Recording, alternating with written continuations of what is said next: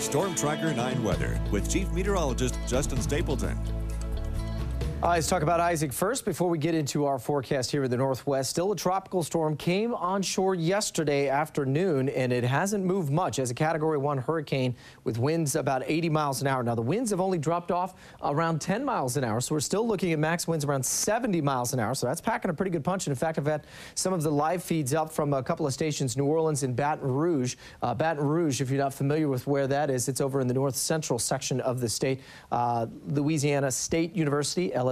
Duck fans probably remember who they are. That's where they're located. So New Orleans still soggy, but is slowly starting to work its way out. You can get the counterclockwise swirl. The eye now moving inland.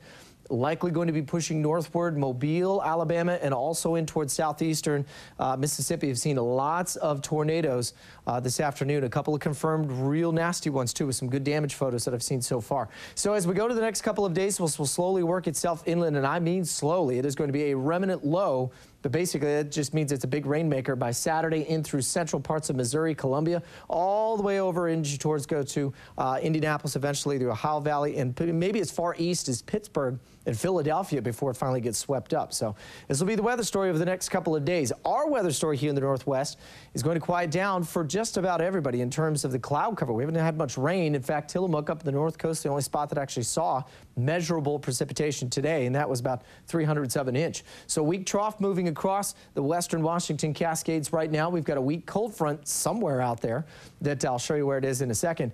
That will move through tonight and tomorrow. So we'll slowly start to warm things up as we head into the weekend as high pressure builds in behind that. Game day looks good. Beavs, if they do get the game in with Nicholls State, is likely going to be warm. Ducks in the evening game, probably a little cooler, but still lots of clear skies. And then as we head in towards the beginning of September, we could be warming things up rather quickly. 75 in Portland today. We got almost to 80 here in Eugene. Did reach that in Roseburg. Mid to upper 60s along the central coast and back off to the east where they had 90s yesterday. Low 80s today. So you can see the influence of that cooler trough of air moving overhead. So overnight tonight we'll go cloudy skies. I don't think we'll see as much cloud cover down in the Umpqua. They'll probably sit right around 50 degrees. There's that front sliding through with a bit of a dip in the jet stream, but there's a nice ridge of high pressure starting to build out in the central Pacific. That will slide across the states as we get in towards Saturday and Sunday's forecast. In fact, take the jet stream, push it way up into western Columbia, British Columbia, that is, and that's going to warm us up not only into the weekend, but into next week as well. So the coast finally start to crack that cloud cover. We'll get back to sunny skies tomorrow afternoon and pretty much Friday and Saturday before we'll see the morning clouds and sun come back as we head towards Sunday and Monday. In the Umpqua, 78 in Elkton, around 81 in Roseburg tomorrow. Mostly sunny skies by the afternoon, and then into the low 80s and Pleasant for the weekend, but looking out towards the 6- and 7-day forecast, getting back into the mid and upper 80s. Watch those numbers over the next couple of days. It'll be interesting to see what the computer models do, and I think I'm going to be adding some numbers to those as well, or adding digits to those. Cascades, sunny skies, temperatures in the mid to upper 60s. Bend and Redmond will see right around 79, 80 degrees, sunny, warmer.